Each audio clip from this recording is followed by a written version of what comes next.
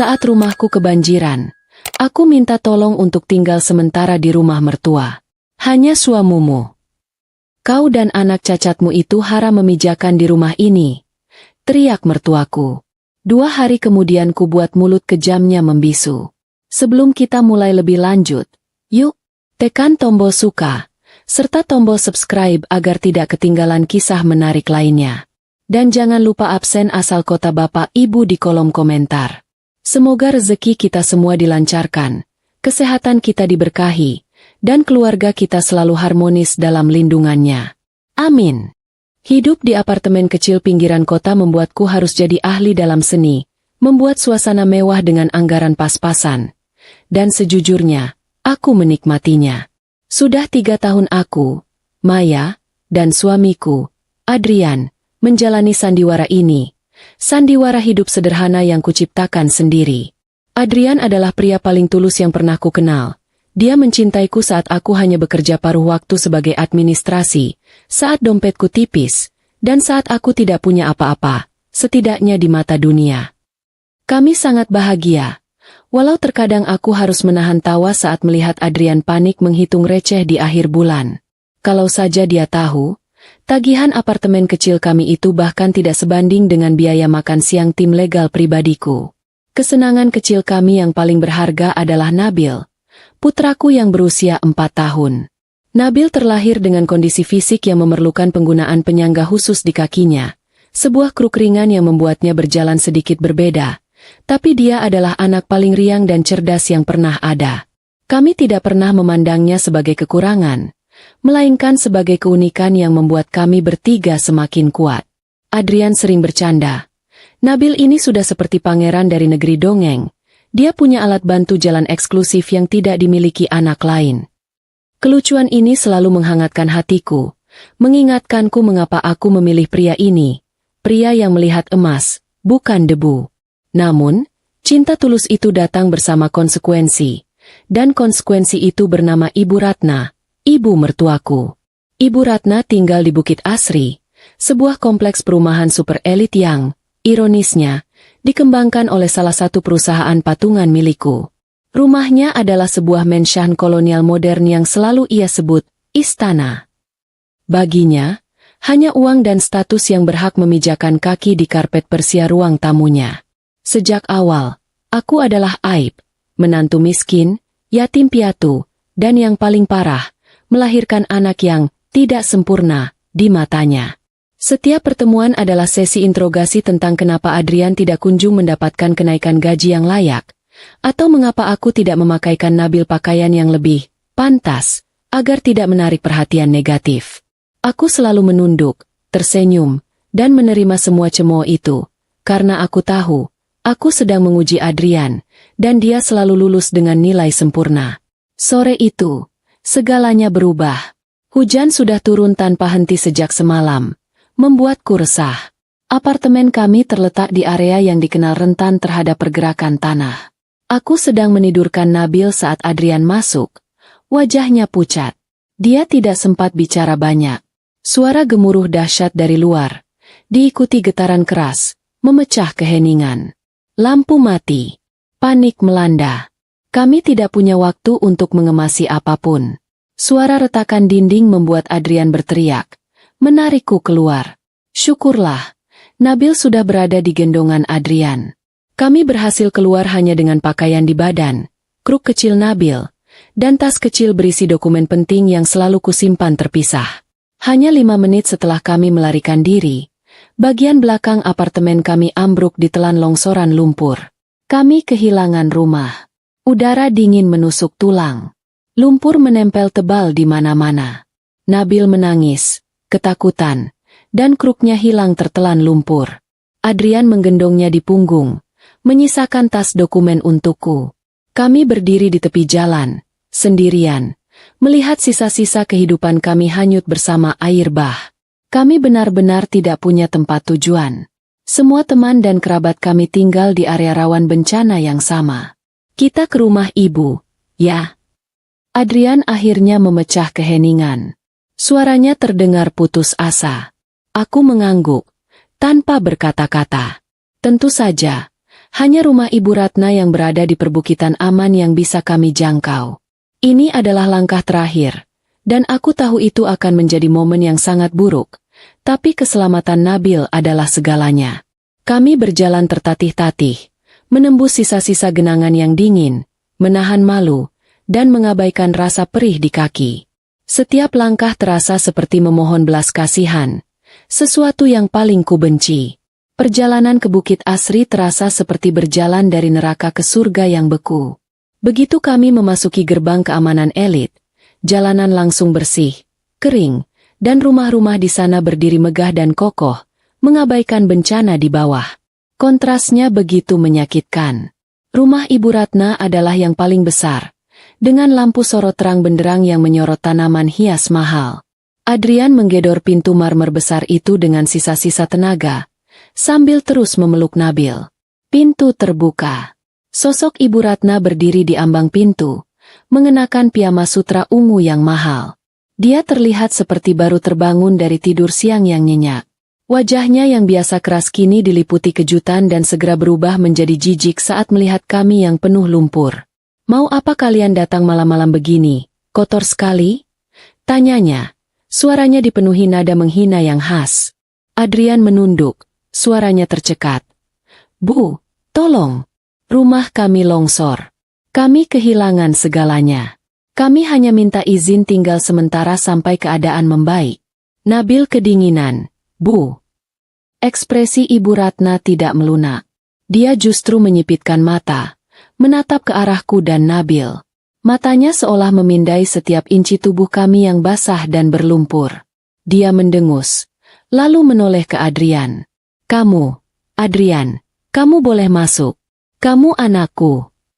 Jeda yang ia ambil terasa panjang, mencekik. Aku tahu apa yang akan terjadi selanjutnya. Aku bisa merasakannya. Adrian menoleh ke arahku, penuh harap. Nabil yang kedinginan berusaha menyembunyikan wajahnya di bahu ayahnya. Lalu Ibu Ratna meledak. Suaranya menusuk, tajam, seperti pecahan kaca. "Tapi kau, menantu tak berguna, dan anakmu itu, anak cacatmu itu, kalian haram memijakan kaki di rumah ini." Kata itu, kata, haram. Kata, cacat.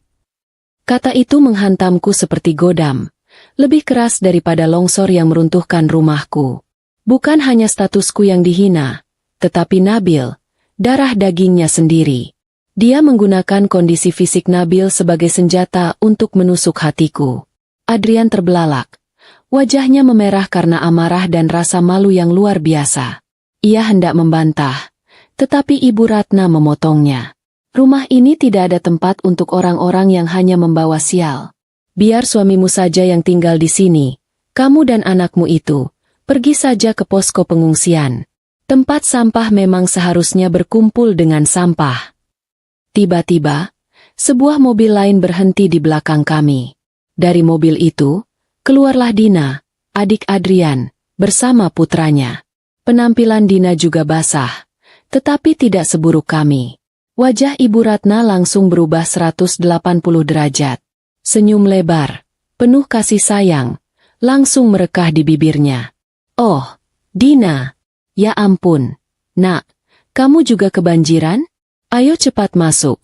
Sayang, di atas masih ada banyak kamar kosong. Ruang bermain untuk cucu kesayangan ibu." Teriaknya, mengabaikan kami sepenuhnya. Pemandangan itu adalah pukulan terakhir. Melihat perlakuan kontras itu, melihat Nabil menggigil dan mendengarkan hinaan keji itu, sesuatu di dalam diriku patah, lalu mengeras. Rasa sakit dan malu itu tersingkir, digantikan oleh ketenangan yang mematikan. Aku menatap mata Adrian. Aku melihat kemarahan, tetapi juga kebingungan dan kekalahan. Dia ingin melawan, tapi itu adalah ibunya. Aku mengambil keputusan. Aku menarik tangan Adrian dengan lembut. "Kita pergi, Mas," bisikku. Suaraku tenang. Adrian menatapku. Matanya memohon maaf. Dia tahu ini adalah kegagalan terbesarnya sebagai seorang suami. Tanpa berkata apa-apa lagi, dia berbalik, memeluk Nabil erat, dan berjalan bersamaku menjauhi istana beku itu. Kami kembali ke kegelapan. ke lumpur, ke dingin. Ibu Ratna hanya memandang sinis dari balik pintu, tertawa puas. Tawa yang segera akan kuredam. Saat kami berjalan menjauh, aku menoleh ke belakang sekali lagi. Aku menatap rumah mewah yang menolak Nabil, cucunya sendiri. Tatapanku bukan lagi tatapan memohon atau sedih. Itu adalah tatapan seorang ratu yang baru saja diserang. Dan kini ia tahu persis bagaimana cara membalas. Malam ini, Ibu Ratna baru saja menandatangani surat hukuman matinya sendiri. 2 hari, gumamku dalam hati. 2 hari lagi, ku buat mulut kejamnya membisu. Namun, masalah terdekat kami bukan balas dendam, melainkan tempat tidur. Kami harus segera mencari tempat berteduh untuk Nabil. Aku tahu persis kemana kami harus pergi. Bukan ke posko pengungsian yang kumuh, tetapi ke tempat yang Adrian pikir kami takkan pernah mampu memijaknya. Aku harus mengakhiri sandiwara kemiskinan ini. Ini sudah cukup. Kita ke Hotel Grand Paragon, Mas. Kataku, suaraku tiba-tiba tegas. Adrian tersentak. Hotel Grand Paragon? Dia menatapku. Mengira aku sudah gila karena syok. Dia tidak tahu. Sandiwara yang ia anggap sebagai rumah kami yang hancur, baru saja berakhir. Dan babak sesungguhnya baru dimulai. Aku tahu permintaan itu terdengar konyol. Atau mungkin malah sinting. Bagi Adrian yang baru saja diusir dari rumah ibunya. Bagaimana mungkin kami, yang pakaiannya basah kuyup dan berlumpur, yang baru kehilangan semua harta benda kami, malah ingin menginap di hotel termewah sekota? Kami berjalan perlahan, menembus sisa-sisa banjir di jalanan Bukit Asri yang kini sepi, mencari tempat Adrian memarkir mobil tua kami dulu. Kita tidak mungkin ke sana, sayang, ujar Adrian, suaranya pelan dan putus asa. Uang tunai di dompetku mungkin hanya cukup untuk penginapan melati paling murah di pinggir kota. Nabil butuh kehangatan. Kita harus segera cari tempat yang layak. Posko pengungsian mungkin lebih baik. Aku menggeleng tegas. Aku tidak tega melihat putraku yang kelelahan dan kedinginan harus berbagi tempat tidur di tengah keramaian posko. Apalagi dengan kondisinya yang khusus. Nabil berhak mendapatkan yang terbaik. Dan malam ini, Nabil akan mendapatkan yang terbaik. Bukan dari hasil belas kasihan, melainkan dari haknya. Aku menenangkan Adrian, memberinya pandangan penuh keyakinan yang biasanya berhasil meredakan kepanikannya. Percaya padaku, Mas, kita ke sana dulu. Aku punya rencana, kataku. Adrian terdiam. Ia terlalu lelah, terlalu marah, dan terlalu putus asa untuk membantahku. Ia menurutiku, menggendong Nabil yang sudah terlelap di punggungnya, dan kami berjalan menuju mobil tua kami yang penuh kenangan. Mobil itu menyala dengan susah payah. Mesinnya meraung memprotes kelembaban dan lumpur. Tapi akhirnya kami berhasil. Adrian memutar pemanas hingga maksimal, mencoba mengusir dingin yang menusuk tubuh kami. Sepanjang perjalanan, tidak ada percakapan, hanya keheningan yang dipenuhi amarah Adrian dan kesunyian yang disengaja dariku. Dalam keheningan itu, aku membiarkan pikiranku melayang jauh, menyusun setiap kepingan rencana yang sudah tertunda bertahun-tahun. Kakekku, mendiang pendiri Nusantara Property Group, selalu memintaku untuk hidup mandiri dan menemukan cinta sejati sebelum mengambil alih tahta. Dia melihat betapa banyak kerabat dan teman yang hanya mengincar hartaku setelah orang tuaku meninggal. Aku setuju. Aku menyembunyikan identitasku. Aku mendaftarkan sebagian besar asetku atas nama yayasan dan holding company yang tidak tercantum dalam silsilah keluarga. Dan aku menikmati 3 tahun hidup, normal, bersama Adrian. Aku berhasil menemukan ketulusan sejati, sesuatu yang tidak bisa dibeli dengan miliaran uang.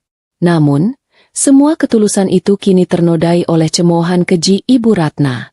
Kami tiba di depan The Grand Paragon Hotel.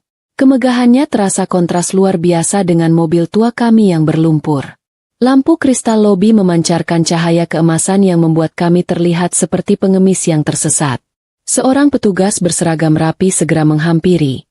Tapi tatapannya tidak bisa menyembunyikan rasa heran dan menilai. Adrian menggenggam tanganku. Ia merasa sangat tidak nyaman, seperti tikus yang masuk ke sarang kucing. Kita salah tempat, Mei, bisiknya. Aku tidak menjawab. Aku keluar dari mobil, merapikan sedikit pakaianku yang lepek, dan berjalan lurus menuju meja resepsionis. Aku menggendong Nabil yang terbangun karena suara bising, dan aku memeluknya erat-erat, seolah melindunginya dari tatapan menghakimi Ibu Ratna yang seolah mengikuti kami. "Selamat malam, ada yang bisa saya bantu, Nyonya?" Sapa resepsionis muda itu dengan senyum yang dipaksakan. Matanya jelas-jelas menilai jilbabku yang basah dan kotor. "Aku mau kamar," jawabku singkat. "Tentu. Kami punya deluxe suite dengan pemandangan kota yang indah." "Aku mau presidential suite," potongku tanpa ragu. Wajah resepsionis itu membeku. Adrian, yang baru saja masuk ke lobi dan berdiri di belakangku, hampir menjerit. Dia menarik lenganku. "Panik. Sayang, apa yang kamu lakukan? Itu harganya puluhan juta per malam. Kita tidak punya uang sebanyak itu." Aku menoleh ke Adrian sebentar. Mataku penuh janji, sebelum kembali menatap resepsionis. "Apakah kamarnya tersedia?" "Untuk 1 minggu," tanyaku. Resepsionis itu menelan ludah. "Tentu saja tersedia. Kamar presidential suite jarang disewa." Dengan tangan gemetar, dia mulai menyebutkan total biayanya. Angka yang pastinya membuat Adrian semakin pucat pasi. Aku tahu ini saatnya. Aku membuka tas kecilku yang basah. Dari sana, aku mengeluarkan sebuah dompet kulit kecil yang tampak biasa saja, tetapi isinya sama sekali tidak biasa. Aku tidak mengeluarkan uang tunai. Aku mengeluarkan sebuah kartu berwarna hitam legam dengan ukiran perak minimalis. Kartu itu adalah kunci kekerajaanku, yang selama ini kusimpan baik-baik. Aku menyodorkan black card itu kepada resepsionis. "Tolong proses ini." Mata resepsionis itu membelalak saat melihatnya. Kartu itu bukan hanya kartu kredit biasa. Itu adalah lambang kekuasaan finansial mutlak. Senyum profesionalnya segera berubah menjadi ekspresi hormat yang sangat dalam. Ia buru-buru mengambil kartu itu dengan kedua tangan yang gemetar. Dalam sekejap, transaksi berhasil. Adrian mematung. Ia menatap kartu itu, lalu menatapku, seolah baru pertama kali bertemu denganku. Siapa aku sebenarnya? Dari mana aku mendapatkan kartu ini? Semua pertanyaan itu pasti memenuhi benaknya. Aku menerima kartu itu kembali, bersama kunci kamar. Seorang pelayan pribadi segera datang, siap membantu kami naik. Kami menolak, hanya membawa tas kecil kami. Kami diantar ke lantai paling atas. Presidential suite itu luar biasa. Luasnya melebihi seluruh apartemen kami. Ada ruang tamu mewah, kamar mandi dengan kolam pusaran air hangat, dan kamar tidur yang jauh lebih besar dari ruang kontrakan kami dulu. Pemanas ruangan bekerja sempurna, menyebarkan udara hangat yang langsung membuat Nabil tersenyum. Nabil tertawa riang, langsung berlari ke tempat tidur raksasa dan melompat-lompat di sana, seolah melupakan bencana yang baru saja menimpanya. Aku memesan makanan hangat, susu coklat untuk Nabil, dan pakaian kering melalui layanan kamar. Setelah memastikan Nabil makan dengan lahap dan tertidur pulas di bawah selimut tebal, aku akhirnya duduk di sofa. Adrian duduk di hadapanku. Wajahnya masih menampilkan kombinasi kebingungan, amarah, dan sedikit ketakutan. "Maya," bisiknya, suaranya parau, "tolong jelaskan padaku. Kartu itu, hotel ini, aku tidak mengerti." Aku menarik napas dalam. Inilah saatnya sandiwara berakhir. "Ada sesuatu yang harus kuceritakan, Mas," kataku. "Sesuatu yang kusembunyikan darimu sejak awal kita bertemu." Adrian menegang. Dia mengira aku menyembunyikan penyakit, atau mungkin masa lalu buruk. "Aku bukan berasal dari keluarga miskin, Mas, seperti yang kamu kira," lanjutku. "Aku tahu," Adrian memotong cepat. "Orang tuamu meninggal, tapi mereka pasti meninggalkan warisan." Aku menggeleng. "Bukan sekadar warisan, Mas. Kakekku, beliau adalah pendiri Nusantara Property Group." Adrian terdiam. Matanya membelalak perlahan, mengamati ukiran hotel dan furnitur di sekitar kami. Perusahaan itu adalah perusahaan raksasa yang membangun hampir seluruh perumahan elit di kota ini. Hotel ini salah satu aset perusahaan kami, ujarku sambil mengayunkan pandangan ke sekeliling ruangan. Adrian terduduk lemas di sofa. Pria yang selama ini ia kenal sebagai istrinya, wanita sederhana yang selalu berhemat, ternyata adalah pewaris tunggal kerajaan bisnis yang nilainya tak terhingga. "Kenapa, Maya? Kenapa kamu menyembunyikan ini semua dariku?" tanya Adrian, suaranya lirih.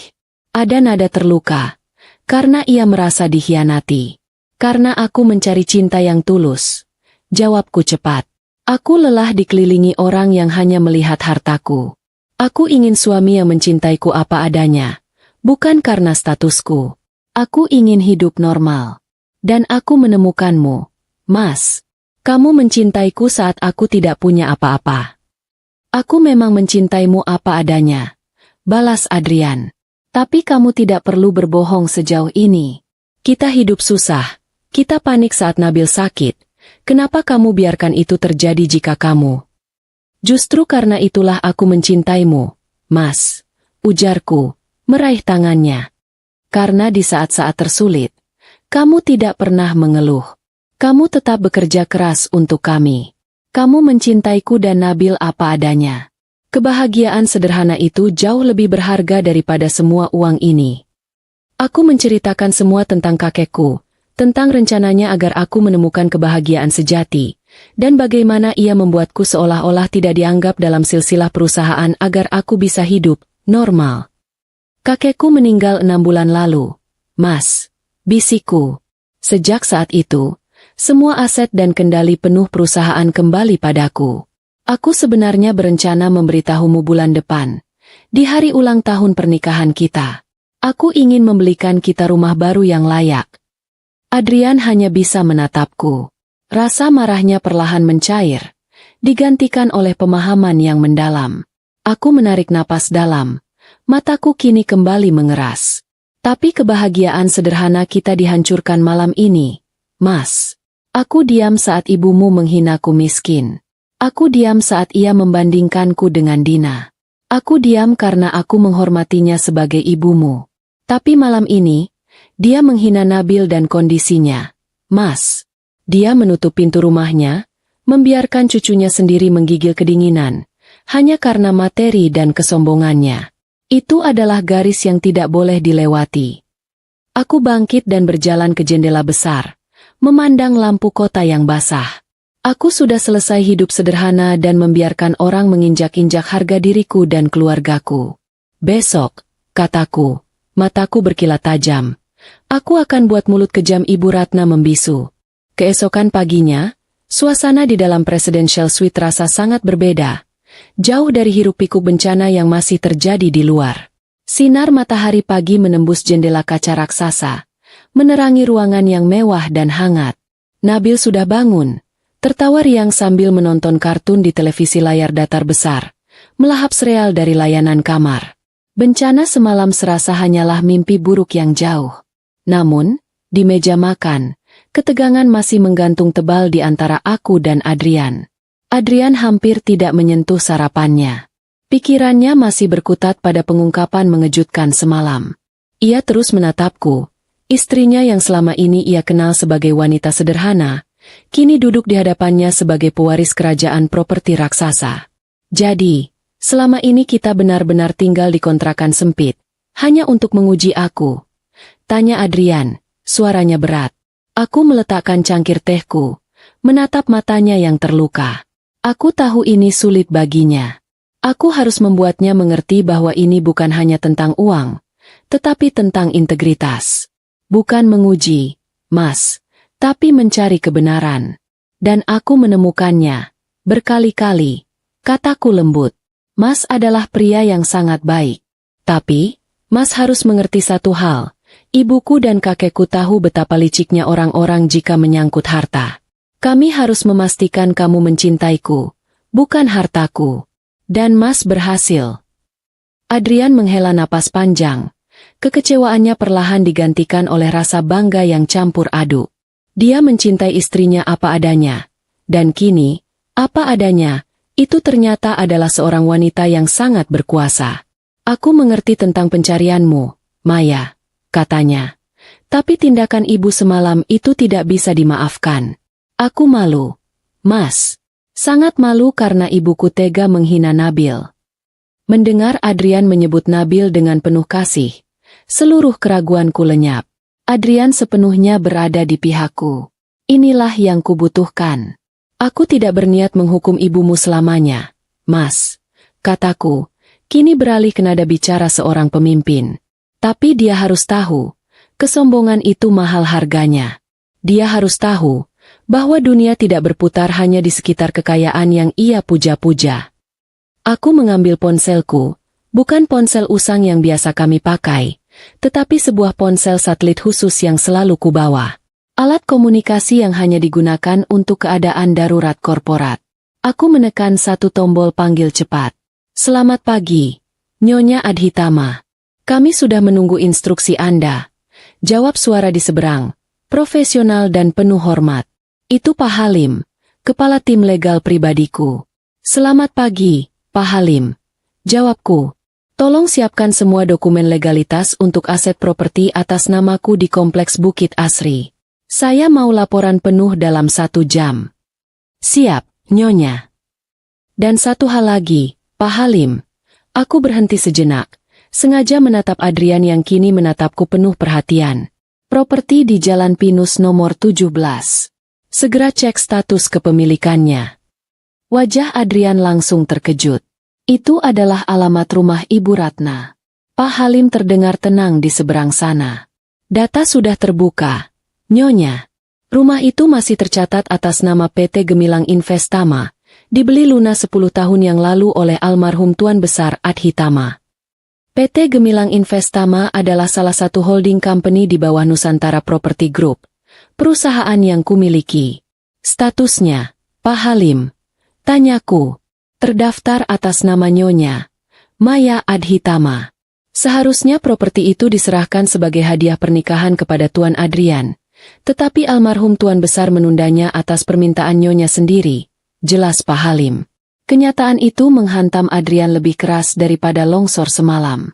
Jadi, selama ini Ibu Ratna, yang begitu sombong dan angkuh, ternyata tinggal di rumah mewah yang dibelikan oleh kakekku untuk kami? Rumah itu, yang menolak Nabil dengan kejam, adalah hak milik Nabil dan ayahnya. Adrian menggeleng, tidak percaya betapa butanya ia selama ini. Aku menatap Adrian, mataku memancarkan api dingin. Aku menundanya. Mas, karena aku tahu jika kita langsung tinggal di rumah mewah itu, ibumu akan berpikir aku mengincar hartamu. Aku ingin kita memulainya dari nol. Kini, nol itu sudah berlalu. Aku kembali berbicara kepada Pak Halim, suaraku sedingin es di puncak gunung. Pak Halim, saya mau rumah itu dikosongkan. Penghuni yang ada di sana sekarang adalah penghuni liar yang tidak punya hak tinggal, terutama setelah mereka mengusir pemilik aslinya tadi malam. Siapkan tim legal dan keamanan. Berikan surat peringatan hari ini juga. Beri mereka waktu 24 jam untuk berkemas. Ada sedikit jeda. Dikosongkan, Nyonya? Penghuninya adalah Ibu Ratna, kerabat Tuan Adrian.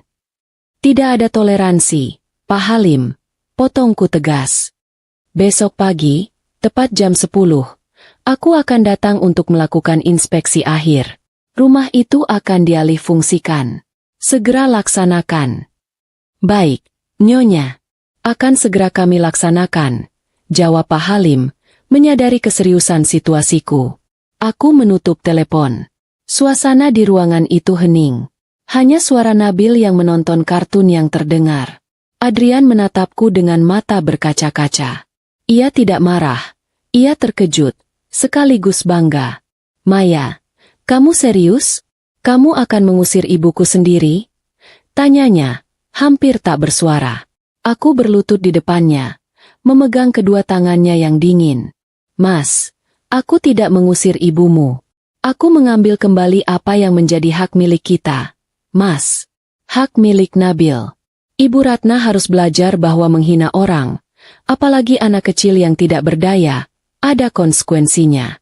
Dia harus belajar bahwa kekayaan yang selalu dia sembah-sembah, ternyata dimiliki oleh orang yang paling ia benci dan hina. Adrian menatap mataku. wanita yang lembut, yang ia cintai, masih ada di sana. Tetapi kini, wanita itu dilindungi oleh aura kekuasaan yang tak bisa ditembus. Dia mengangguk pelan, mengerti bahwa ini adalah keadilan yang harus ditegakkan. Jauh di Bukit Asri, Ibu Ratna dan Dina sedang menikmati teh hangat dan kudapan lezat di rumah besar yang seolah kebal bencana. Mereka sedang asyik menertawakan nasib kami, membayangkan betapa menderitanya kami di posko pengungsian. Mereka tidak tahu, di saat yang sama, tim legal yang rapi dan profesional sedang dalam perjalanan menuju pintu depan mereka, membawa surat yang akan menjungkir balikan seluruh dunia mereka dalam 24 jam ke depan. Tawa renyah Dina bercampur dengan tawa puas Ibu Ratna. Pasti mereka kedinginan, Bu. Syukurlah kita tidak menerima si anak cacat itu. Hanya bikin sial saja, ujar Dina. Ibu Ratna mengangguk setuju, menyesap tehnya dengan anggun. Bagus, biar mereka tahu diri. Miskin saja sombong, berani-beraninya mau mengotori rumahku. Lagi pula, Adrian pasti akan segera kembali ke sini sendiri, memohon maaf dan menceraikan perempuan itu. Mereka tidak tahu bahwa perempuan yang mereka hina itu sebentar lagi akan menjadi alasan mengapa mereka kehilangan segalanya. Aku menghabiskan sisa hari itu dengan memanjakan Nabil dan Adrian. Kami berendam air hangat, makan makanan enak, dan Nabil mendapat serangkaian mainan baru yang ia minta dengan mata berbinar-binar. Perubahan mendadak dari hidup serba pas-pasan ke kemewahan mutlak membuat Adrian kebingungan, tetapi melihat Nabil tertawa bahagia, semua rasa cemas dan kebingungannya menguap. Adrian adalah pria yang sederhana, ia tidak butuh kemewahan, ia hanya butuh kedamaian untuk keluarganya. Dan malam ini, kedamaian itu ada di dalam suite kami. Aku melihat Adrian memandangi Nabil yang sudah terlelap, wajahnya penuh cinta, namun juga terpancar sedikit humor. Adrian menoleh padaku, senyumnya canggung. Aku harus akui, Maya, hidup kita ini seperti komedi situasi yang tiba-tiba berubah jadi film aksi Hollywood. Katanya, mencoba mencairkan suasana. Aku sudah siap menanggulangi lumpur dan tidur di lantai pengungsian. Tahu-tahu aku tidur di ranjang raja dan jadi suami seorang ratu properti. Aku tertawa pelan. Akhirnya, jeda humor yang kutunggu. Anggap saja ini kejutan ulang tahun pernikahan yang maju 2 minggu. Mas, hanya saja, hadiahnya bukan rumah baru, tapi seluruh kompleks perumahan tempat ibumu tinggal. Adrian menggelengkan kepala, mencubit pipiku gemas. Kamu ini ada-ada saja. Tapi serius, bagaimana kamu bisa tahan selama itu? Setiap kali ibu memintamu membelikan Adrian baju baru, kamu malah bilang, tidak ada uang. Padahal kamu bisa membeli seluruh toko itu. Justru di situ lucunya, Mas. Balasku, mataku berbinar jenaka. Aku menikmati drama kecil itu. Setiap kali Ibu Ratna menyinggung tentang pekerjaanmu yang kurang mapan, aku hampir terbahak. Aku tahu kamu sebentar lagi akan menjadi direktur utama di salah satu perusahaanku. Aku hanya ingin melihat batas kesabarannya. Adrian tersenyum pahit. Ternyata batasnya ada di Nabil. Keheningan kembali menyelimuti kami, namun kali ini bukan keheningan yang canggung, melainkan keheningan yang penuh kesadaran dan ketenangan. Adrian tahu, keputusan yang kuambil bukanlah tindakan balas dendam sesaat, melainkan penegakan harga diri yang sudah lama terpendam. Menghina seorang menantu yang miskin bisa dimaafkan, tetapi menghina seorang anak berkebutuhan khusus adalah dosa tak terampun. Sementara kami menikmati malam damai di puncak kota, badai sesungguhnya baru saja mendarat di Bukit Asri. Ibu Ratna dan Dina baru saja selesai menonton berita tentang bencana longsor, sambil menyeruput kopi mahalnya. Mereka berdua puas melihat betapa menderitanya para korban, dan betapa beruntungnya mereka yang tinggal di area aman. Tawa mereka yang sinis terhenti ketika bel pintu rumah berbunyi nyaring. Ibu Ratna menyuruh asisten rumah tangga membukanya. Di ambang pintu, berdirilah 2 pria berjas rapi, membawa map kulit hitam tebal. Wajah mereka serius, dan mereka memperkenalkan diri sebagai tim legal Nusantara Property Group. Kami datang membawa surat perintah pengosongan properti di Jalan Pinus nomor 17. Ujar salah satu pengacara itu, suaranya datar. Ibu Ratna tertawa terbahak-bahak. Tawa yang sangat kuat, sedikit menyemburkan kopi di mulutnya. Pengosongan? Kalian pikir ini rumah sewa murah di pinggir kali? Kalian salah alamat. Ini rumah milikku. Ini rumah di kompleks elit. Siapa yang kalian suruh kosongkan? Kalian ini pasti penipu. Satpam. Pengacara itu tidak tersenyum, tidak menunjukkan emosi apapun. Ia hanya menyodorkan sebuah dokumen tebal. Nyonya, mohon diperiksa. Status kepemilikan properti ini tercatat atas nama Nyonya Maya Adhitama di bawah PT Gemilang Investama. Kami memiliki sertifikat resmi, dan ini adalah pemberitahuan pengosongan paksa karena Anda dan keluarga telah menyalahgunakan properti, dan yang paling utama, telah mengusir pemilik sah properti tersebut tadi malam. Seketika itu juga, tawa Ibu Ratna membeku. Wajahnya yang tebal lipstik langsung pucat pasi. Dina, yang tadinya asyik memotret tas barunya, langsung tersentak. Maya? Menantu gembel itu? Kalian gila! Teriak Ibu Ratna. Suaranya nyaris pecah. Ia merebut dokumen itu dengan tangan gemetar.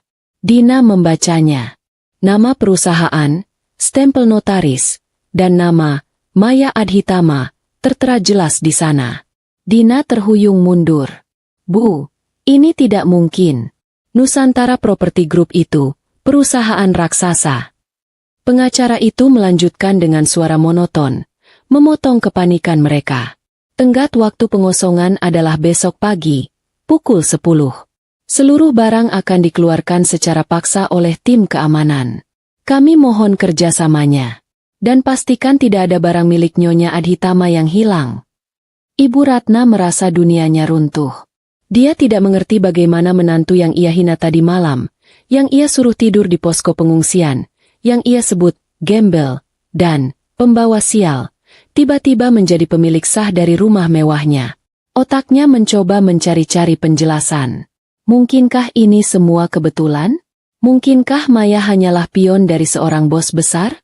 Sambil menangis histeris, Ibu Ratna menendang kursi dan merobek surat perintah itu. Tidak, ini tidak adil. Aku ibu dari Adrian. Kau tidak bisa melakukan ini. Pengacara itu tetap tenang, mengeluarkan salinan cadangan dari mapnya, dan meletakkannya di meja. Silahkan telepon polisi, Nyonya. Semua sudah sesuai prosedur hukum. Kami tunggu besok pagi. Mereka membungkuk hormat, bukan pada Ibu Ratna, tetapi pada rumah itu, dan kemudian pergi. Ibu Ratna segera menelepon Adrian, menangis sesenggukan, mencoba memainkan kartu ibu yang tersakiti. Adrian, nak, cepat pulang. Ibumu dianiaya. Ada orang jahat mau mengusir kita dari rumah. Adrian, yang baru saja menerima telepon dariku tentang perkembangan situasi, menjawab dengan suara yang sangat tenang. Ketenangan yang menakutkan bagi Ibu Ratna. Aku tahu, Bu. Mereka datang atas perintahku. Jeda di seberang telepon. Ibu Ratna tidak percaya. Apa? Apa maksudmu? Adrian? Kamu membela istrimu yang gila itu. Adrian menarik napas panjang. Amarahnya semalam kini berubah menjadi kekecewaan yang mendalam. Maya bukan orang gila, Bu. Dia pemilik sah rumah itu. Kakek Maya membelikannya untuk kami. Dan yang paling penting, tadi malam ibu sudah melangkah terlalu jauh. Ibu menghina Nabil, Bu. Ibu menyebutnya anak cacat dan haram menginjakan kaki di rumah itu. Suara Adrian mengeras. Rumah itu, yang ibu agung-agungkan, ternyata adalah hak milik anak yang ibu hina. Sekarang ibu harus tahu konsekuensinya. Ibu Ratna berteriak histeris, memohon, mengancam, meratap, tetapi Adrian dengan tegas menutup teleponnya, membiarkan Ibu Ratna menghadapi kenyataan pahit itu sendirian. Mulut kejam yang selalu menghina kini dipaksa terdiam, terisi oleh ketakutan dan penyesalan yang terlambat. Waktu mereka habis. Kepanikan hebat melanda rumah di Jalan Pinus nomor 17. Ibu Ratna dan Dina kini menyadari bahwa ini bukanlah gertakan, apalagi penipuan. Teriakan dan sumpah serapah Ibu Ratna kepada Adrian tidak membuahkan hasil, hanya menancapkan paku terakhir pada peti mati harga dirinya. Adrian tidak membela ibunya, Ia justru membenarkan tindakan istrinya. Pria yang ia anggap bodoh dan patuh kini telah menjadi musuh terbesarnya. "Kita harus bagaimana, Bu?" teriak Dina. Rambutnya acak-acakan. "Semua orang di grup arisan tahu rumah ini milik kita. Kalau kita diusir, kita mau taruh muka di mana? Kita akan jadi bahan tertawaan sebukit Asri." Ibu Ratna mondar-mandir di ruang tamu, menginjak karpet persia mahal yang ternyata milik menantunya, sambil memegangi kepalanya. Rasa malu itu memicu ide gila di benak Dina, sebuah ide yang ia kira bisa membalikan keadaan. Dina segera mengambil ponselnya dan, dengan tangan gemetar, merekam tangisan histeris ibunya yang berpura-pura menjadi korban. "Tolong, viralkan ini. Kami korban banjir. Dianiaya oleh sekelompok penipu yang mengaku-ngaku pemilik rumah. Mereka mengusir kami secara paksa," tulis Dina sebagai keterangan video, mencoba menarik simpati publik. Dina berpikir, kekuatan media sosial akan meluluhkan hati para penegak hukum dan membuat tim legal Maya mundur. Ia tidak tahu bahwa ia baru saja menantang sebuah mesin korporasi raksasa yang bergerak lebih cepat, lebih tenang, dan jauh lebih profesional darinya. 15 menit setelah video Dina diunggah, ponselnya berdering tanpa henti. Komentar membanjir, bukan dukungan, melainkan hujatan yang membabi buta. Tim komunikasi dan legal Maya, yang sudah mengantisipasi langkah bodoh ini, melancarkan serangan balasan yang mematikan. Sebuah akun berita terpercaya, diikuti oleh media massa besar, merilis berita eksklusif yang menghantam telak. Judulnya menusuk. Fakta mengejutkan. Pewaris Nusantara Property Group alihfungsikan aset pribadi jadi posko bencana. Penghuni liar justru mengusir pemilik sah. Berita itu tidak menyebut nama Ibu Ratna atau Dina, tetapi menjelaskan secara rinci, rumah di Jalan Pinus 17 adalah milik Nyonya Maya Adhitama. Ironisnya, penghuni rumah itu, kerabat suaminya, telah menolak memberikan tumpangan kepada pemilik sah dan anaknya yang berkebutuhan khusus saat tertimpa bencana. Tim legal Maya menegaskan bahwa mereka memberi tenggat waktu 24 jam sebelum properti dialihfungsikan untuk kepentingan kemanusiaan. Seketika itu juga, dunia Maya berbalik arah. Komentar di video Dina berubah menjadi caci maki massal. Tidak tahu malu. Sudah numpang gratis bertahun-tahun, malah mengusir pemilik aslinya. Wajahnya sudah tua, tapi hatinya lebih busuk dari sampah longsor. Pantas diusir. Itu karma. Dina membaca komentar-komentar itu, wajahnya pucat pasi. Air matanya kini tulus karena ketakutan dan rasa malu yang luar biasa. Ia segera menghapus videonya, tetapi sudah terlambat. Wajahnya, dan wajah Ibu Ratna, kini sudah menyebar luas sebagai simbol kesombongan dan ketidakbermoralan di tengah musibah. Sementara itu, di The Grand Paragon Hotel, kami bersiap. Adrian mengenakan kemeja baru yang rapi. Nabil tersenyum ceria dengan pakaian hangat barunya. Aku mengenakan setelan blazer berwarna krem yang elegan. Jilbabku tertata sempurna, dan aura kewibawaan yang selama ini kusembunyikan kini terpancar jelas. Aku telah berubah total menjadi Maya Adhitama, penguasa yang siap mengambil kembali tahtanya. Adrian menatapku. Matanya memancarkan kebanggaan yang belum pernah kulihat sebelumnya. "Kamu hebat, Maya. Kamu melakukan ini dengan sangat tenang." "Ketenangan adalah senjata terbaik, Mas," jawabku, sambil memakaikan kruk ringan khusus di kaki Nabil. "Amukan hanya membuat kita terlihat lemah. Kita tidak datang untuk balas dendam. Kita datang untuk menegakkan keadilan dan memberi pelajaran." Aku kemudian menelepon Pak Halim. "Pak Halim, pastikan 5 truk logistik sudah siap, dan pastikan tim relawan sudah siaga di lokasi. Saya ingin dapur umum sudah bisa beroperasi 1 jam setelah kami tiba." "Siap, Nyonya," jawab Pak Halim. Tepat pukul 9.45 pagi, kami meninggalkan Presidential Suite. Adrian menggendong Nabil di lengannya. Kami turun ke lobi dengan penuh martabat, menaiki mobil sedan hitam mewah yang telah disiapkan timku, siap menuju arena pertarungan terakhir. "Kita tidak ke sana untuk mengusir mereka, Mas," bisikku, saat mobil melaju membelah jalanan kota. "Kita ke sana untuk memberi mereka pelajaran tentang kemanusiaan." Pelajaran yang jauh lebih berharga daripada sekadar kehilangan rumah. Ibu Ratna dan Dina di Jalan Pinus nomor 17 tidak tidur semalaman. Mereka duduk di ruang tamu, di tengah tumpukan koper yang mereka kumpulkan panik, menunggu jarum jam menunjuk angka 10. Mereka terlihat kacau, rambut acak-acakan, wajah bengkak karena menangis. Mereka tidak punya tempat tujuan, mereka benar-benar tidak punya siapa-siapa lagi, dan mereka tahu, rasa malu ini akan mengikuti mereka kemanapun mereka pergi. Mereka tidak tahu, kehancuran terbesar bukan hanya kehilangan rumah, melainkan menyaksikan orang yang mereka hina justru menjadi penyelamat yang mulia.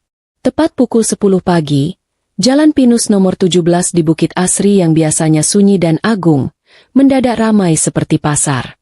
Para tetangga sudah berkumpul di depan pagar mereka masing-masing. Berita kegagalan Dina memutarbalikkan fakta di media sosial telah menyebar luas.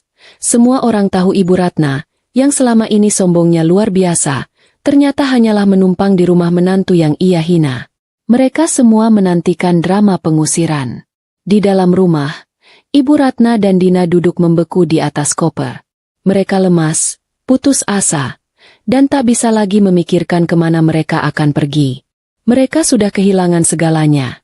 Rumah, uang, dan yang terpenting, kehormatan di depan tetangga. Mereka hanya menunggu. Algojo, mereka datang. Suara gemuruh mesin berat terdengar dari kejauhan.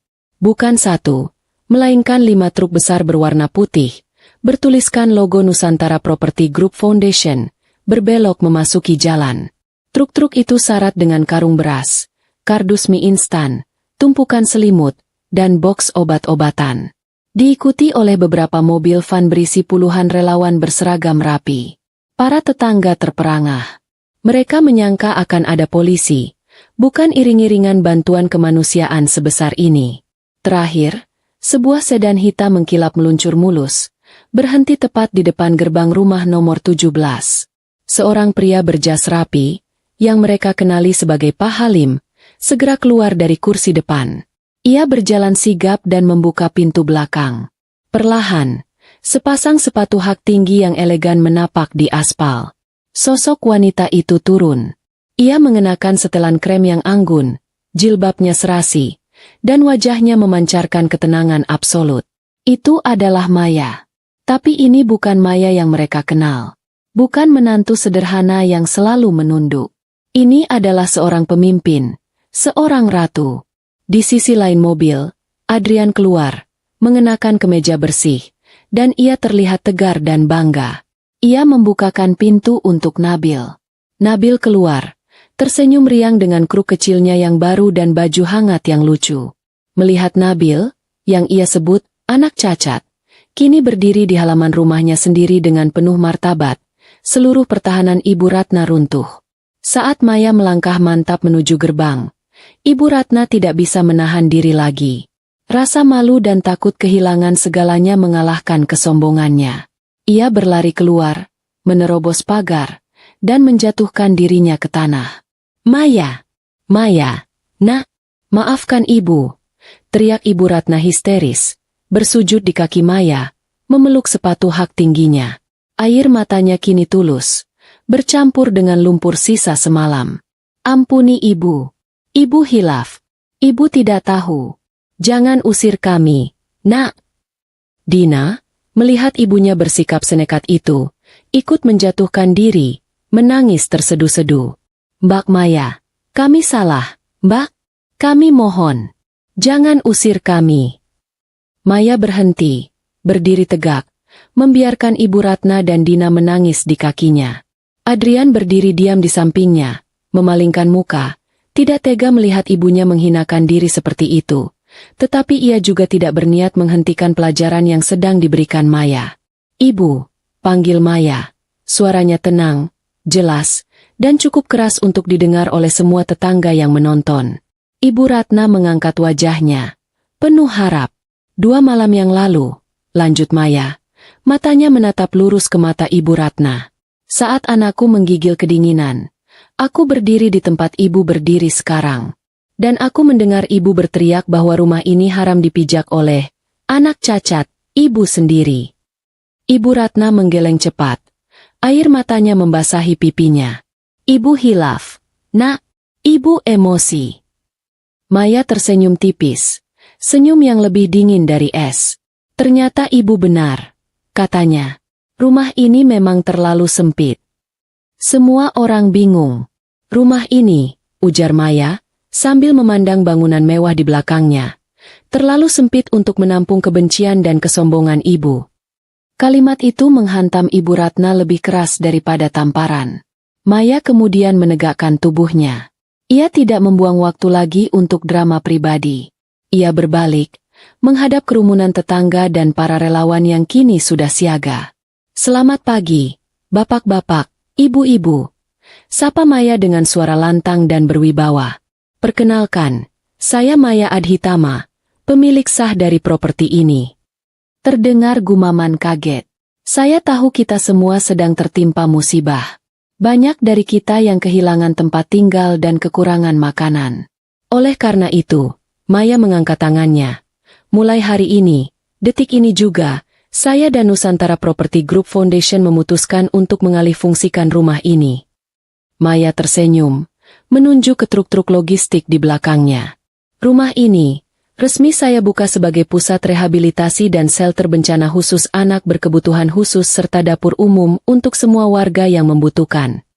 Keheningan sejenak, lalu tepuk tangan meriah meledak. Para tetangga bersorak gembira, berterima kasih. Di tengah sorak-sorai itu, Ibu Ratna dan Dina masih terduduk di tanah. Mereka terabaikan. Mereka dilupakan. Mereka menjadi tontonan paling memalukan dalam hidup mereka. Maya telah mengambil segalanya dari mereka tanpa perlu berteriak. Hanya dengan satu pengumuman mulia. Pak Halim, segera mulai bekerja. Prioritaskan penerimaan anak-anak berkebutuhan khusus yang menjadi korban bencana. Pastikan Nabil yang akan pertama kali memijakan kaki di dalamnya. Adrian tersenyum, menggendong Nabil, dan berjalan di samping Maya menuju rumah yang sekarang sudah menjadi milik publik. Mereka melangkah, melewati Ibu Ratna dan Dina yang membeku dalam kehancuran, masuk ke dalam rumah mereka sendiri sebagai sang raja dan ratu yang baru saja merebut kembali tahta dan harga diri. Dalam hitungan jam, rumah mewah di Jalan Pinus nomor 17 berubah total, menjauh dari citra angkuh yang selama ini melekat padanya. Halaman depan, yang tadinya hanya dihiasi rumput Jepang terawat, kini dipenuhi tenda-tenda darurat dan kompor-kompor besar. Aroma bawang tumis dan nasi yang dimasak dalam jumlah besar mulai tercium, menggantikan aroma wangi bunga impor yang biasa dinikmati Ibu Ratna.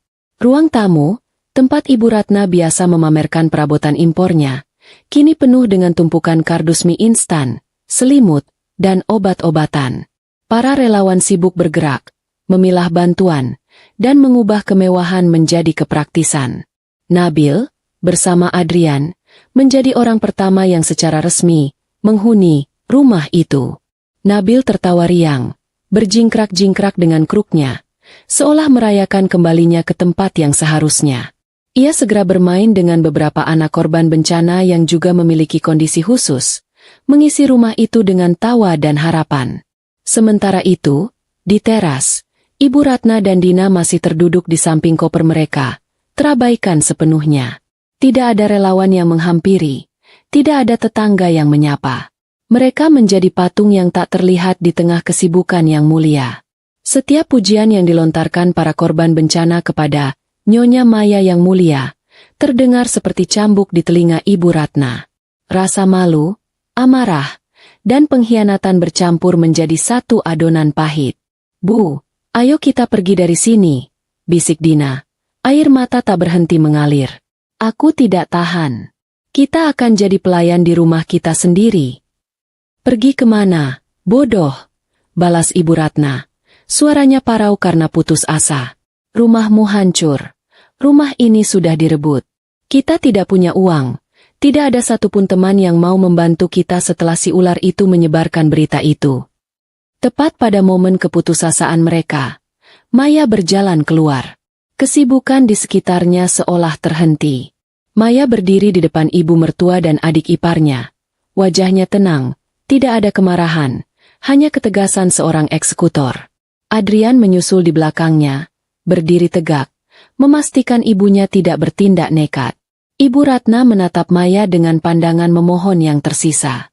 Harapan kecil muncul di matanya. Mungkin Maya akan luluh. Mungkin ia akan diberi kamar. Jadi, kami boleh tinggal di sini, nak? Tanya Ibu Ratna lirih. Maya menatapnya sejenak. Oh, tentu saja kalian boleh tetap di sini, jawab Maya, jeda sebentar, lalu melanjutkan. Tapi bukan sebagai pemilik, bukan juga sebagai tamu. Wajah Ibu Ratna dan Dina langsung berubah cerah. Lalu seketika layu lagi. Maya menunjuk ke arah dapur umum yang sibuk, tempat beberapa wanita sedang mengupas bawang dan memotong sayuran dalam jumlah besar. Kalian lihat mereka? Kalian berdua akan menjadi relawan, kata Maya. Nadanya datar. Dina terbelalak. Apa? Jadi babu di rumah ini? Aku tidak mau. Kau pikir kau siapa menyuruh-nyuruh kami? Ibu Ratna mencoba mengembalikan kesombongannya, tapi suaranya gagal terdengar meyakinkan. Saya Ibu Adrian. Kau tidak bisa. Saya? Potong Maya, tersenyum tipis. Saya adalah orang yang menyediakan makanan, atap, dan kemuliaan bagi rumah ini malam ini. Kalian boleh memilih. Maya mengangkat tangannya, memberikan ultimatum terakhir. Pilihan pertama. Kalian bergabung dengan relawan lain. Kalian bekerja, kalian memasak, membersihkan shelter, mencuci piring kotor, dan melayani semua korban bencana di sini. Sebagai gantinya, kalian dapat makan 3 kali sehari dan dapat tempat untuk tidur. Pilihan kedua, Maya menunjuk ke arah gerbang yang terbuka. Kalian boleh ambil koper kalian dan pergi dari sini sekarang juga. Cari tempat pengungsian lain. Ibu bisa mencoba peruntungan meminta kamar di rumah Dina, atau Dina bisa mencoba tidur di posko umum. Ibu Ratna dan Dina membeku. Ini adalah ultimatum yang kejam, sebuah hukuman yang jauh lebih menyakitkan daripada diusir. Bekerja seperti pelayan, atau menjadi gelandangan. Kamu tega melakukan ini pada ibumu sendiri. Desis Ibu Ratna, menoleh ke Adrian. Adrian yang sejak tadi diam, melangkah maju. Wajahnya keras, tanpa keraguan sedikit pun. Ibu, Maya sudah menawarkan pilihan. Itu jauh lebih baik daripada yang ibu tawarkan kepada kami 2 malam lalu. Saat itu, ibu tidak memberi kami pilihan sama sekali. Ibu langsung mengusir kami. Adrian menatap ibunya dengan kekecewaan yang menusuk. Pilihan ibu hanya 2, bekerja di sini dan dapat tempat tidur, atau pergi. Maya memanggil seorang koordinator relawan yang kebetulan lewat. Ibu ini dan mbak ini, katanya sambil menunjuk Ibu Ratna dan Dina. Mereka relawan baru. Tolong beri mereka pekerjaan. Koordinator itu mengangguk, lalu tersenyum ramah. Oh, ya. Satu lagi, kata Maya, seolah baru teringat sesuatu. Dia menatap Ibu Ratna. Ibu bilang dulu ada banyak kamar kosong di atas kan? Kamar-kamar kosong itu sudah saya siapkan. Kamar utama dipakai untuk ibu-ibu hamil. Kamar tamu untuk para lansia. Dan ruang bermain itu akan dipakai untuk anak-anak korban, termasuk anak-anak berkebutuhan khusus. Lalu kami tidur di mana? Tanya Dina panik. Maya menunjuk ke sebuah pintu kecil di dekat dapur belakang. Sebuah gudang sempit yang biasa digunakan untuk menyimpan alat-alat kebun dan barang bekas. Kalian berdua bisa tidur di gudang belakang itu. Itu adalah tempat tidur termewah yang bisa kalian dapatkan di rumah ini. Koordinator relawan kembali. Ia membawa 2 buah celemek kotor dan sekeranjang besar kentang yang masih penuh tanah. Silakan ibu, mbak, katanya sopan. Tolong kentangnya dikupas semua ya, untuk makan malam para pengungsi. Tangan Ibu Ratna gemetar saat menerima celemek itu. Ia adalah nyonya besar di Bukit Asri yang kukunya selalu terawat. Kini harus mengupas kentang kotor. Dina menatap pisau kupas di tangannya dengan ngeri. Ini adalah awal dari neraka pribadi mereka. Hukuman yang jauh lebih cerdas, dan jauh lebih menyakitkan, daripada sekadar pengusiran. Mereka harus tinggal, dan menyaksikan kemuliaan orang yang mereka benci di rumah yang seharusnya menjadi milik mereka. Hari-hari berikutnya di Jalan Pinus nomor 17 terasa seperti siksaan batin yang tak berkesudahan bagi Ibu Ratna dan Dina. Hukuman yang dijatuhkan Maya bukanlah pengasingan, melainkan pemaksaan untuk menyaksikan kemuliaan orang yang mereka hina. Mereka dipaksa untuk hidup, bekerja, dan tidur di rumah mewah mereka sendiri, tetapi dalam kapasitas yang paling rendah dan memalukan. Pagi buta, sebelum azan subuh, mereka harus sudah bangun. Ibu Ratna, yang seumur hidupnya hanya tahu memerintah pembantu, kini harus bekerja di dapur umum di bawah pengawasan seorang koordinator relawan muda yang sigap dan tidak mengenal kompromi. Tangannya yang biasa berhias cincin mahal kini harus terbenam dalam air sabun yang kotor, menggosok panci-panci raksasa bekas memasak yang gosong. Sendi-sendi jarinya kaku dan kulitnya melepuh di hari pertama. Ketika ia mencoba mengeluh kelelahan, koordinator itu hanya tersenyum ramah dan berkata, "Semangat, Bu. Lihat, ibu-ibu korban banjir saja masih semangat membantu melipat selimut. Masa ibu yang sehat kalah?" Dina bernasib lebih buruk. Ia ditugaskan di bagian kebersihan, yang mencakup mengepel lantai ruang tamu yang kini becek karena lalu lalang para relawan dan korban, hingga membersihkan toilet-toilet darurat di halaman belakang. "Aku tidak mau. Ini menjijikkan," protes Dina pada awalnya, melempar alat pel.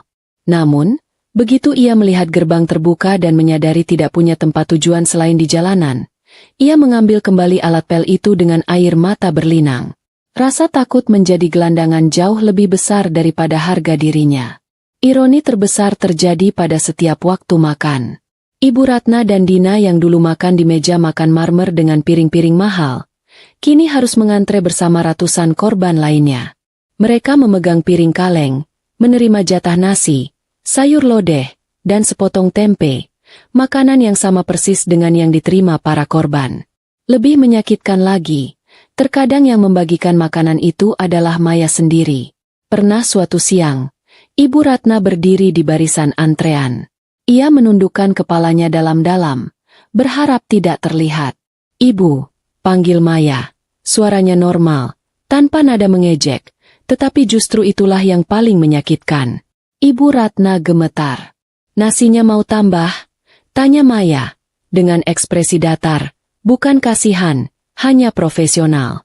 Ibu Ratna menggeleng. Maya meletakkan sepotong tempe di piring kalengnya, lalu beralih ke korban berikutnya. "Silakan, Pak. Selamat makan." Perlakuan normal itu menghancurkan Ibu Ratna. Ia diperlakukan sama persis seperti orang miskin yang selalu ia hina. Ia bukan lagi ibu mertua.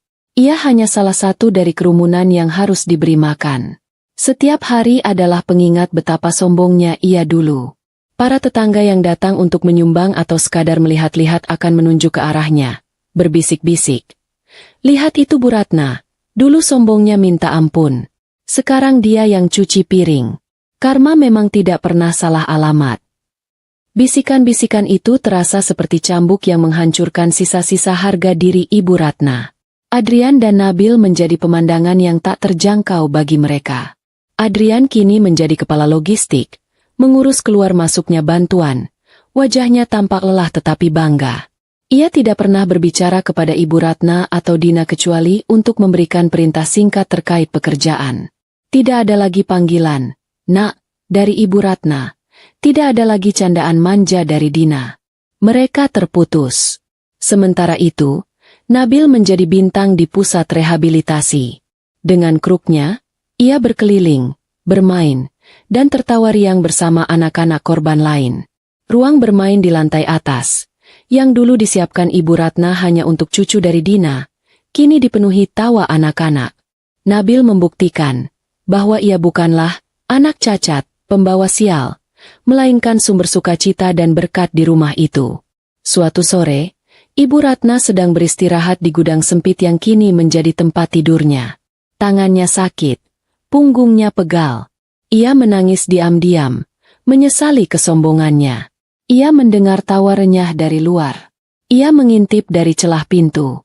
Di taman, di bawah sinar matahari sore, Maya sedang duduk, sementara Adrian mendorong ayunan itu pelan. Nabil tertawa bahagia di pangkuan ibunya. Mereka tampak seperti keluarga yang sempurna, kaya raya, berkuasa, dan berhati mulia. Ibu Ratna sadar, ia telah membuang berlian demi segenggam debu. Ia telah mengusir kebahagiaan sejati putranya. Dan sekarang, ia menjalani karmanya. Hidup di rumahnya sendiri, sebagai orang asing, menyaksikan kebahagiaan mereka dari kejauhan, sebagai seorang pelayan yang hina. 1 minggu yang terasa seperti 1 tahun akhirnya berlalu. Air bah sudah surut sepenuhnya, dan para korban bencana mulai kembali ke rumah mereka masing-masing untuk memulai pembersihan. Kesibukan di pusat rehabilitasi pun mulai berkurang drastis. Tetapi satu hal yang pasti, pelajaran pahit yang diterima Ibu Ratna dan Dina belum selesai. Mereka masih harus membersihkan sisa-sisa lumpur dan mengatur ulang logistik. Sementara Maya tetap mengawasi dari jauh. Pagi itu, Maya mengumpulkan semua relawan untuk mengucapkan terima kasih. Ia memberikan penghargaan dan bonus besar kepada setiap relawan, termasuk koordinator muda yang telah membimbing Ibu Ratna dan Dina. Setelah semua relawan pergi, Maya memanggil Ibu Ratna dan Dina ke ruang tamu. Koper mereka, yang tadinya mereka duduki di hari pertama, sudah diletakkan di dekat pintu. Wajah Ibu Ratna dan Dina tampak kusam, lelah, dan penuh ketakutan akan nasib apa lagi yang menunggu mereka. Banjir sudah surut, kata Maya, nadanya tetap tenang, tetapi penuh otoritas. Rumah kalian di area rawan bencana sudah tidak layak ditinggali lagi. Rumah ini pun tugasnya sudah selesai. Ibu Ratna dan Dina mengangkat kepala. Jantung mereka berdebar kencang. Dijual? Bisik Dina. Lalu kami tinggal di mana? Maya mengangguk. Ya, rumah ini akan kujual. 100% hasil penjualannya akan kudanai untuk pembangunan kembali rumah warga korban bencana. Aku tidak mengambil 1 rupiah pun. Dina tampak frustrasi, tetapi Ibu Ratna hanya menunduk. Ia tahu, ia sudah tidak punya hak untuk memprotes. Aku sudah memikirkan nasib kalian, lanjut Maya, menatap Dina. Dina, kamu masih muda. Kamu bisa bekerja. Aku akan berikan kamu pesangon. Maya menyodorkan sebuah amplop coklat tebal. Cukup untuk kamu menyewa kamar kos kecil dan biaya hidup 1 bulan. Setelah itu, kamu harus cari pekerjaan sendiri. Kamu tidak bisa lagi bergantung pada Mas Adrian atau ibumu. Dina merebut amplop itu dengan wajah penuh kebencian. Hanya segini? Setelah semua penghinaan ini. Itu lebih dari yang pantas kamu dapatkan, balas Adrian, yang berdiri kokoh di sampingku. Kini ia bersuara dengan nada dingin. Ambil atau tinggalkan. Dina menatap Adrian penuh amarah, mengambil kopernya, dan berjalan keluar tanpa pamit. Ia menolak hidup susah di kampung, memilih berjuang di kota. Namun, tanpa koneksi dan tanpa keahlian, ia akhirnya menjalani hidup yang jauh dari gemerlap yang selalu ia pamerkan, terpaksa menjadi buruh cuci dari rumah ke rumah. Kini tinggal Ibu Ratna. Wanita tua itu menatapku dan Adrian dengan tatapan memohon. Tatapan yang belum pernah kulihat sebelumnya. Lalu aku, nak? Bisik Ibu Ratna, suaranya serak. Aku ikut kamu kan, Adrian? Aku ibumu. Adrian menatap ibunya lama. Ada rasa sakit di matanya, tetapi juga kekecewaan yang mendalam. Tidak, Bu. Ibu tidak bisa ikut kami. Wajah Ibu Ratna langsung memucat. Maya sudah menyiapkan tempat untuk ibu, lanjut Adrian. Sedikit harapan muncul di mata Ibu Ratna. Apakah Maya membelikan ibu rumah kecil di kota? Aku sudah membelikan ibu sebuah rumah, kata Adrian. Suaranya berat. Di kampung halaman ayah. Wajah Ibu Ratna langsung berubah pasi, pucat seperti kertas. Kampung, tempat yang paling ia benci. Tempat yang selalu ia hina sebagai tempat orang-orang miskin dan udik. Tidak, Adrian, kamu tidak bisa lakukan ini padaku. Aku tidak mau tinggal di kampung, teriaknya histeris. Justru di sanalah tempat ibu, Bu, kata Adrian. Tatapannya lurus ke mata ibunya. Ibu selalu menghina orang miskin. Ibu selalu menyembah harta. Ibu benci hidup sederhana. Adrian berhenti. Menarik napas untuk kalimat terakhirnya. Mulai sekarang, Bu, ibu harus menjalani hidup yang selalu ibu hina itu. Aku sudah membelikan rumah kayu kecil di sana, lengkap dengan sawah sepetak. Ibu bisa belajar bertani. Ini bukan hukuman dari Maya, Bu, tambah Adrian. Ini hukuman dariku, anakmu, agar ibu bisa belajar rendah hati. Sebuah mobil travel sederhana sudah menunggu di depan. Adrian mengantar ibunya ke mobil itu. Ibu Ratna menangis meraung-raung, memohon belas kasihan, tetapi Adrian tetap tegar. Ia hanya memberikan sejumlah uang tunai. Ini cukup untuk hidup sederhana di kampung. Jangan cari aku, sebelum ibu benar-benar berubah. Mobil itu berangkat, membawa Ibu Ratna menuju takdir barunya, menjalani sisa hidup dalam kesederhanaan yang selalu ia caci maki. Kesombongannya telah membuatnya kehilangan segalanya. Aku dan Adrian berdiri di ruang tamu, menyaksikan kepergian Ibu Ratna. Akhirnya, keheningan dan keadilan datang bersamaan. Beberapa minggu berlalu sejak kepergian Ibu Ratna dan Dina. Suasana di rumah Jalan Pinus nomor 17 sudah sepenuhnya kembali sunyi. Truk-truk logistik terakhir sudah meninggalkan lokasi. Tim relawan telah dibubarkan, dan rumah itu kini bersih, siap untuk dijual. Setelah memastikan semua dokumen disiapkan dan hasil penjualan properti itu 100% didonasikan untuk membangun kembali rumah-rumah warga korban bencana, aku dan Adrian akhirnya menutup babak terakhir dari sandiwara hidup sederhana kami. Rumah itu memang indah, tetapi terlalu banyak kenangan pahit yang melekat di dindingnya. Kami tidak terburu-buru untuk pindah. Kami menghabiskan beberapa hari lagi di Presidential Suite di The Grand Paragon Hotel, memberikan jeda dan waktu pemulihan emosi bagi kami bertiga, terutama Adrian. Meskipun ia tahu tindakan itu benar dan adil, mengusir ibu kandung tetap meninggalkan bekas luka. Aku membiarkannya memproses semua itu, memberinya ruang untuk mencintai ibunya dari jauh, sambil tetap memegang teguh prinsip bahwa harga diri Nabil adalah yang utama. Aku tahu, Adrian bangga padaku, bangga pada keberanianku, dan bangga pada cara kami menegakkan keadilan tanpa harus menjatuhkan diri ke level yang sama dengan mereka. Kamu sudah melakukan hal yang benar, Mas, kataku suatu malam, saat kami duduk di balkon suite, memandang kerlip lampu kota. Cinta kasih ibu kepadamu tidak pernah hilang. Tapi harga diri keluarga kita harus dijaga. Dia harus belajar. Dan hanya kesederhanaan yang selama ini ia hina yang bisa mengajarinya. Adrian memelukku erat, mencium puncak kepalaku. Aku tahu, sayang. Aku hanya tidak menyangka ini akan seberat ini. Tapi melihat Nabil tertawa riang, melihat dia tidak lagi terbebani oleh tatapan orang lain, itu sepadan. Terima kasih, Maya. Terima kasih sudah mengajariku arti keluarga yang sebenarnya. Pada hari yang telah ditentukan, mobil sedan hitam kami meluncur mulus, bukan menuju ke area perumahan, melainkan ke arah bukit paling tinggi di kota itu. Kami tidak sedang menuju ke rumah yang kami beli, melainkan ke rumah yang seharusnya kami tinggali sejak awal. Kakekku, selalu berpikir besar, telah menyiapkan properti utama ini sebagai hadiah terbesarnya untukku dan calon suamiku. Kami tiba di depan sebuah gerbang besar yang menjulang tinggi, terbuat dari besi tempa berwarna hitam elegan, dihiasi logo keluarga Adhitama yang minimalis. Gerbang itu terbuka otomatis, dan mobil kami memasuki halaman yang sangat luas, dihiasi dengan taman yang asri, air mancur besar, dan pepohonan rindang yang menawarkan privasi total dari hiruk-pikuk kota di bawah. Di sana, di tengah-tengah halaman yang luas itu, berdiri sebuah mahakarya arsitektur, sebuah rumah yang jauh lebih besar dan lebih mewah daripada menshan Ibu Ratna di Bukit Asri.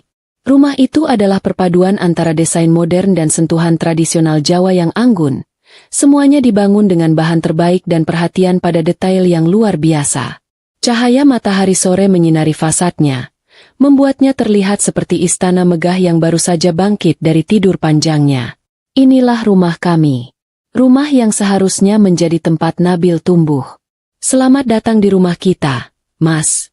Bisikku pada Adrian. Mataku berkaca-kaca. Bukan karena kemewahannya, tetapi karena perjalanan panjang dan berliku yang harus kami lalui untuk sampai ke sana. Adrian terdiam, tidak bisa berkata-kata. Ia hanya bisa menatap takjub. Ia turun dari mobil, menggendong Nabil, dan membiarkan Nabil berlarian di halaman rumput yang luas, sementara aku mengikutinya. Ini terlalu mewah, Maya, kata Adrian. Suaranya dipenuhi rasa tak percaya. Aku tidak pernah membayangkan. Aku tersenyum. Inilah yang kakek siapkan untuk kita, Mas. Dia bilang, setelah semua pengorbanan dan sandiwara itu, aku berhak memiliki tempat yang paling damai dan indah di kota ini. Sebuah tempat yang tidak akan ada lagi suara-suara sumbang yang bisa mencap Nabil atau aku. Sebuah tempat yang hanya diisi oleh cinta. Kami berjalan masuk. Interior rumah itu terasa hangat, elegan, dan menenangkan. Desainnya dirancang khusus oleh arsitek ternama di Asia, dengan mempertimbangkan setiap detail untuk kenyamanan keluarga. Ruangan yang paling membuatku terharu adalah ruang bermain Nabil. Ruangan itu didesain khusus, dilengkapi dengan lantai empuk, pegangan di dinding, dan peralatan terapi ringan terbaik, yang akan membantu kondisi Nabil tanpa membuatnya merasa berbeda. Ruangan itu disinari cahaya alami yang membuatku merasakan kasih sayang kakekku yang tak pernah pudar. Kakek tahu Nabil akan lahir, ya? Tanya Adrian. Matanya dipenuhi air mata haru saat melihat ruangan itu. Dia tahu segalanya. Jawabku, memeluknya dari belakang. Dia selalu bilang, anak yang spesial akan diberikan kepada orang tua yang hatinya paling kuat. Dan kita berdua adalah orang tua yang paling kuat, Mas. Malam itu, kami menghabiskan waktu bertiga di rumah baru kami. Kami tidak makan makanan formal. Kami hanya memesan pizza dan makan di lantai ruang tamu sambil tertawa dan bermain dengan Nabil. Rasa lelah, rasa sakit hati, dan semua drama yang kami hadapi dalam beberapa minggu terakhir seolah terhapuskan oleh kehangatan dan kebahagiaan sederhana di antara kami bertiga. Sementara kami menikmati awal baru ini, nasib Ibu Ratna di kampung halaman ayah Adrian adalah kebalikan total. Hidup yang selalu Ibu Ratna hina sebagai hidup orang udik, kini menjadi kenyataan pahitnya. Ia dipaksa tinggal di rumah kayu sederhana yang dibelikan Adrian, sebuah rumah yang jauh dari kemewahan, tanpa pendingin udara, tanpa pelayan, dan tanpa arisan sosialita. Ia harus mengurus dirinya sendiri, memasak, mencuci, dan yang paling membuatnya tersiksa, ia harus berinteraksi dengan tetangga-tetangga kampung yang ramah, yang justru semakin menusuk harga dirinya. Para tetangga itu, yang berpakaian sederhana, selalu tersenyum tulus dan membantu. Mereka menganggap Ibu Ratna adalah pendatang kota, yang harus diajari cara bertani. Ibu Ratna, yang tangannya biasa terawat dengan manikur mahal, kini harus mencangkul sepetak sawah yang diberikan Adrian. Tubuhnya sakit dan lelah. Dia mencoba menghubungi Adrian berkali-kali, menangis, memohon agar diizinkan kembali ke kota. Tetapi Adrian selalu menjawab dengan kalimat yang sama, nadanya tegas, tak tergoyahkan. Jangan cari aku, Bu, sebelum ibu benar-benar berubah dan belajar menghargai orang lain, tanpa melihat harta dan status mereka. Di sana, di tengah lumpur sawah dan kehidupan yang sangat sederhana, Ibu Ratna perlahan mulai belajar. Bukan karena ia luluh, tetapi karena ia terpaksa. Ia mulai melihat nilai dari ketulusan dan kerja keras. Ia mulai menyadari betapa munafiknya ia selama ini, menyembah harta yang bahkan bukan miliknya sendiri. Penyesalan itu datang, bukan karena kehilangan rumah, tetapi karena kehilangan putranya dan cucunya, Nabil, yang ia hina habis-habisan. Setiap malam, sebelum tidur di kasur sederhana, Ibu Ratna akan memandangi foto Adrian, Maya, dan Nabil yang ia bawa. Ia akan memandangi Nabil, cucunya yang riang, dan kata, cacat, yang dulu ia ucapkan kini terasa seperti racun yang menghancurkan dirinya sendiri. Ia tahu, untuk kembali diterima, ia harus menanggalkan kesombongannya. Pelajaran yang diberikan Maya lebih keras dan jauh lebih efektif daripada yang pernah ia bayangkan. Kembali ke puncak bukit, kami berdiri di balkon kamar tidur utama, memandang ke bawah, ke arah kota yang kini terasa begitu kecil. Adrian memelukku erat, mencium rambutku. Natijah dari semua yang terjadi telah terbayar lunas. Terima kasih sudah memilihku, Maya, bisik Adrian. Terima kasih sudah memberiku pelajaran, dan terima kasih sudah mengajarkanku arti keluarga yang sebenarnya. Aku tersenyum, menyandarkan kepalaku di dada suamiku. Harta sejati kita adalah keluarga kecil ini, Mas, jawabku. Dan yang paling penting, harga diri Nabil.